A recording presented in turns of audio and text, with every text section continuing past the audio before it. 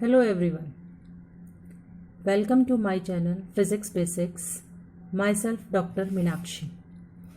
In our last video, we have studied about motion and the reference point. Just take a brief look what we have studied about the motion. We have studied the change in the position of an object with respect to some point is called motion, and the point from which position is changed is called reference, or you can say the point from which motion is started. Starting point of motion is known as the reference or the origin. In this video, we will study about the types of motion. There are basically 4 types of motion, that is linear motion, circular motion, rotational motion and oscillatory motion. Now in this video, we will discuss only about the linear motion. The details of the other types of motion is given below in the description box. But before studying about the linear motion, we will have to study about the two basic quantities, that is scalar and vector quantities. Scalar quantity, the physical quantity which has magnitude or numerical value only without direction. It is described by a proper unit. Example, distance, speed, energy, work, mass, volume, etc. Suppose you are going to a shop and you ask the shopkeeper to give 5 kg sugar or 5 kg rice. Then this 5 kg is defined as the scalar quantity. Here kg is the unit and 5 is its magnitude, or you can say numerical value. But when along with the numerical value, we will define the direction also, then that is known as vector quantity. So the physical quantity that has both magnitude as well as direction is defined as vector quantity. It can be represented either by a bold letter or by placing an arrow on the top of the letter. Here example is V velocity. Examples are displacement, velocity, momentum, force, etc. Suppose you are moving along some direction and we said that you are moving along north direction, east direction, west direction with a speed of 20 km per hour. Then here this 20 is the numerical value, kilometer per hour is the unit, but we are moving along a north direction. Then this quantity is known as vector quantity. Take some example. Suppose you have 3 containers. First container is of shape rectangle, second container has shape of cylinder, and third container has a shape of, you can say, rectangle. But each has capacity of 5 kg. That means if you put 5 kg sugar in all the 3 containers, that will count the same. So the volume remains same in all the 3 cases. It does not change with difference in shape. So you can say volume is a scalar quantity. Try to understand with some another example. Suppose you are running with a speed of 20 km per hour without mentioning any particular direction. Then this 20 km per hour is a scalar quantity. But when you are given a direction, that is you are traveling along north, south, east, west, direction is given. Then and if we said that you are running towards east direction with a velocity of 20 km per hour, then this 20 km per hour is a vector quantity, because here we have mentioned the direction, that is east direction. Now we can conclude that scalar quantity means magnitude yes, direction no, but vector quantity means magnitude also as well as direction. Now one more thing is that scalar quantities follow simple law of algebraic addition. Example, when you add 5 kg sugar plus 5 kg rice, that will give you total mass of 10 kgs. But this is not in the case of vector quantities, because vector quantities follow law of vector addition. That means A plus B gives the R, where A and B are 2 vectors and R is their resultant. The derivation of this formula is beyond your syllabus. We will discuss it later in any other topic. Now, the important thing is, today we are studying about linear motion. Motion along a straight line.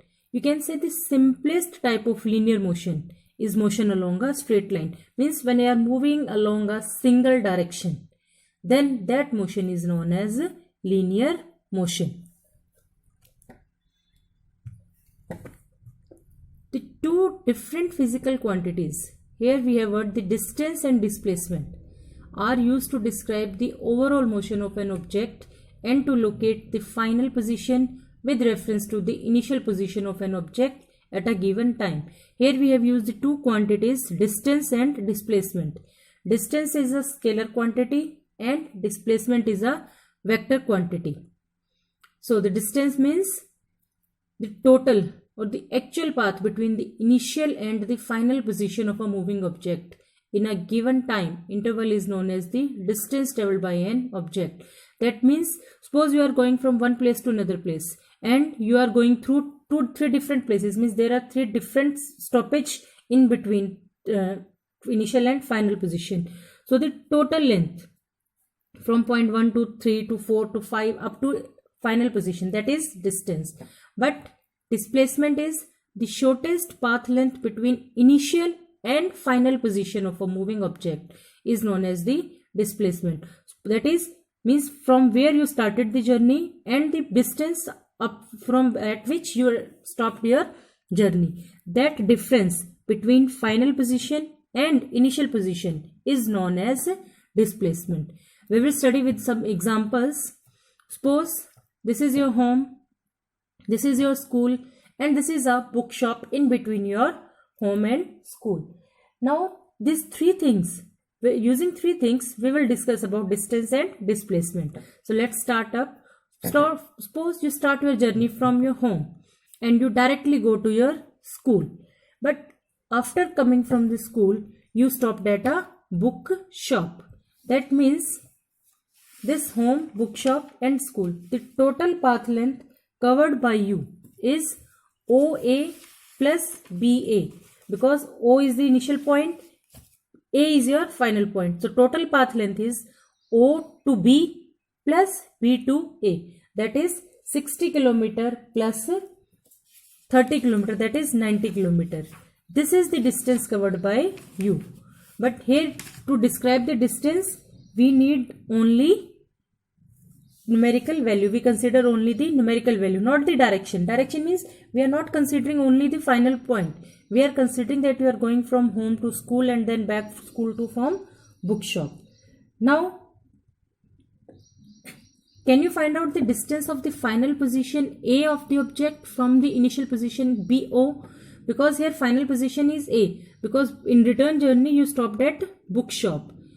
This difference between initial and final position will give you the numerical value of the displacement, because we have studied that displacement is the shortest distance, or you can say the difference between final. Here final position is at A position and initial is at O position. So their difference is 30 km minus 0 km, that is 30 km. So in this example, the magnitude of displacement is 30 km.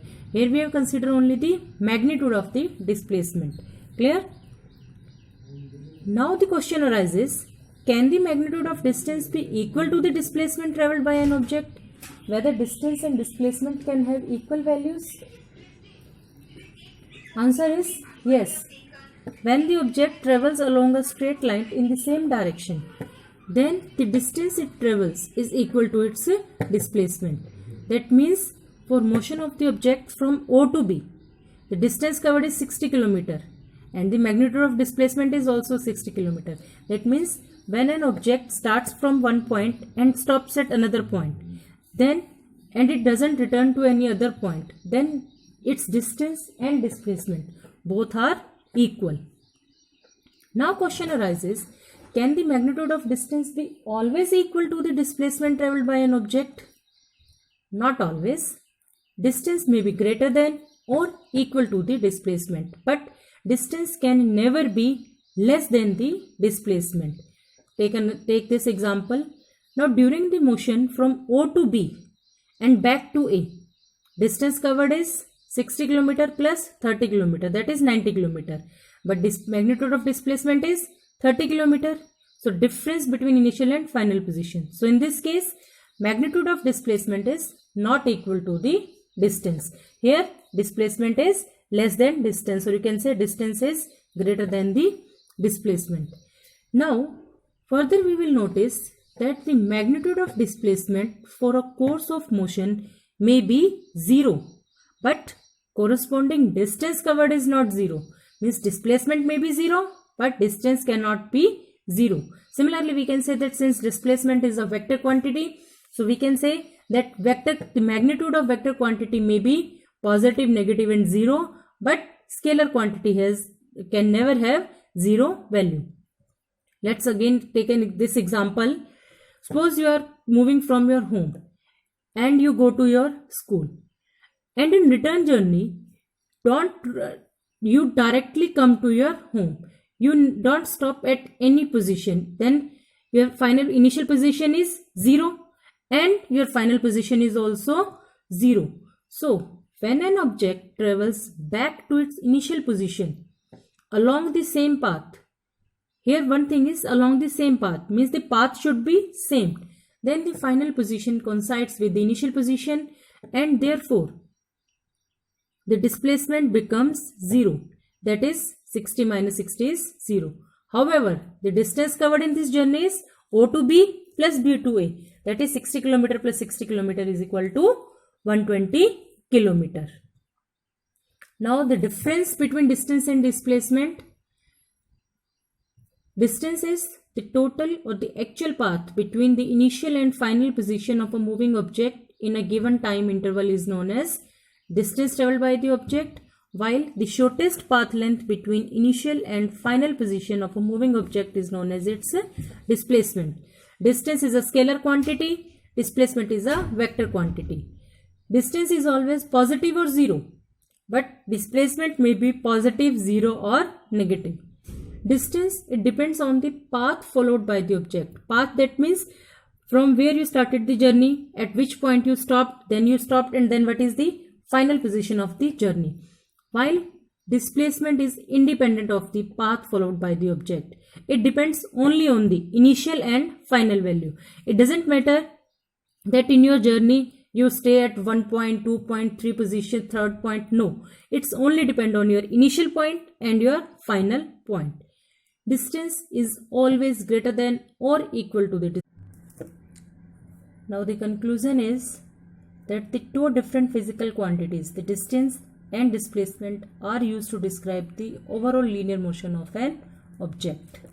Now, if you like my videos, please share it and subscribe my channel. Thanks for watching this video.